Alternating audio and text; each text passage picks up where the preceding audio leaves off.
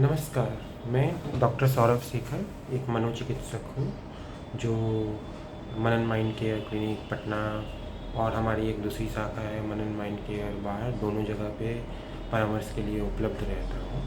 और आज हम इस वीडियो में बात करेंगे ओसीडी या ऑब्सेसिव कंपल्सिव डिसऑर्डर के बारे में। अक्सर समाज में या घर में या आसपास में हमने कई लोगों को देखा है कि वो दिन में 10 बार 20 बार 30 बार हाथ धोते हैं, हाथ साफ भी रहता है फिर भी बार बार हाथ धोते हैं, या साफ़ सफाई का ज़्यादा ध्यान रखते हैं, या बार बार ताला चेक करते हैं कि बंद हुआ या नहीं हुआ, या अन्य तरह की बहुत सारी गतिविधियाँ हो सकती हैं जो बार बार करते हैं और हमें लगता है कि अनावश्यक रूप से ये क्यों ही कर रहे हैं कई।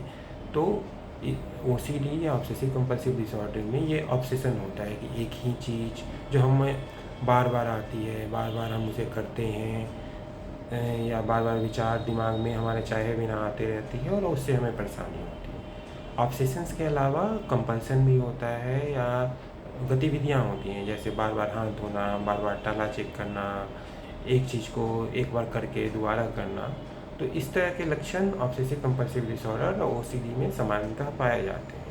अब अक्सर हमारे समाज में ओसीडी को एक आदत की तरह से मानते हैं। लोगों को लगता है कि ये तो आदत है, ये तो सामान्य है जी, अगर साफ़ सफाई ही कर रहे हैं तो कौन सी बड़ी बात हो गई।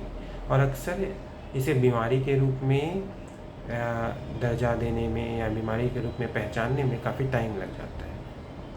और अक्सर ये मरीज़ जब हमारे पास पहुंचते हैं तब तक 6 महीना, 4 महीना, साल भर, 2 साल तक भी हो जाता है। तो अगर आपके परिवार में, आसपास में किसी को इस तरह के लक्षण हैं, कोई विचार बार बार आना, कोई कार्य बार बार करना जो ज़रूरत से ज़्यादा है या जो सामान्यतः जितने लोग करते हैं उससे ज़्यादा है, तो ये ओसीडी के लक्षण हो सकते हैं। ओसीडी में कुछ और लक्षण होते हैं, जैसे भगवान को लेके गंदे विचार दिमाग में बार बार आना, या फिर कुछ सेक्सुअल थॉट्स या गंदे विचार बार बार दिमाग में आना, या फिर कई बार कई लोगों को ओसीडी में मरने के विचार या बाहर जाएंगे तो कुछ गलत हो जाएगा, यही एक विचार बार बार आना, और भी बहुत तरह के विचार आते हैं। लेकिन मोटी बात ये है कि अक्सर एक ही विचार बार बार आता है और वो विचार बार बार आने की वजह से ही हमें दिक्कत महसूस होती है।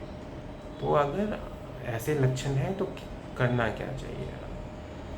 पहली बात तो है कि ये किसी को भी हो सकता है, अक्सर आनुवांशिक होता है लेकिन किसी को भी हो सकता है। तो अगर ऐसे लक्षण हैं तो एक बार अपने नज़दीकी मनोचिकित्सक साइकेट्रिस्ट से संपर्क करें और विथ दवाइयों के साथ और काउंसलिंग के साथ ये बीमारी काफ़ी हद तक ठीक हो जाती है।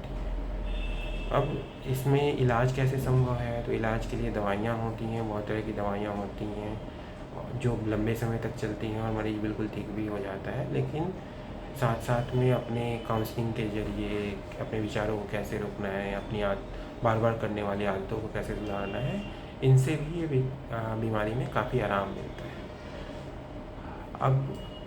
अब जो लोग इससे पीड़ित होते हैं या जिसके परिवार में ऐसे मरीज हैं वो तो समझ सकते हैं कि ये बीमारी है, लेकिन बाहर के लोगों के लिए ये अवेयरनेस होना कि इस तरह की भी कोई बीमारी होती है थोड़ा मुश्किल है समझना। तो अक्सर जब किसी को ऐसी बीमारी होती है तो लोग बोलते हैं कि रोका करो, ऐसे बार बार मत किया करो। और अक्सर मरीज़ को जब बोला जाता है कि आप इसे रोको, ऐसा मत करो, अब मरीज़ जानबूझ के तो कर नहीं रहा है, तो क्योंकि वो जानबूझ के नहीं कर रहा है तो आपके बोलने से कि रोको, ऐसा मत करो, वो रोक भी नहीं सकता है। तो हमें ये समझना होगा कि ये बीमारी है जिसमें विचार बार बार आते हैं, जो दिमाग में कुछ रसायनों की कमी या कुछ स्ट्रक्चरल एबनॉर्मलिटी या बहुत सारे कारण होते हैं, किसी वजह से हो सकता है, तो उसको दवाइयों के ज़रिए ही ठीक किया जा सकता है। हमारा इस पे कंट्रोल नहीं है कि विचार को रोक पाए। तो मरीज़ के साथ सहानुभूति रखना, मरीज़ को सपोर्ट करना और इलाज प्रॉपर करवाने से मरीज़ भी सामान्य ज़िंदगी जी सकता है और उसके परिवार वालों को भी बहुत ही जो कठिनाइयाँ होती हैं वो भी बहुत हद तक कम हो सकती हैं। कई बार मरीज के रिश्तेदार हमसे ये पूछते हैं कि डॉक्टर साहब 6 साल से दवाई खा रही है, ठीक नहीं हो रही है, 2 साल से दवाई खा रही है, ठीक नहीं हो रही है। तो अक्सर इसका कारण ये होता है कि सिर्फ दवाई खाते हैं, जो दूसरा काउंसलिंग वाला पक्ष है उस पर लोग उतना ध्यान नहीं दे पाते।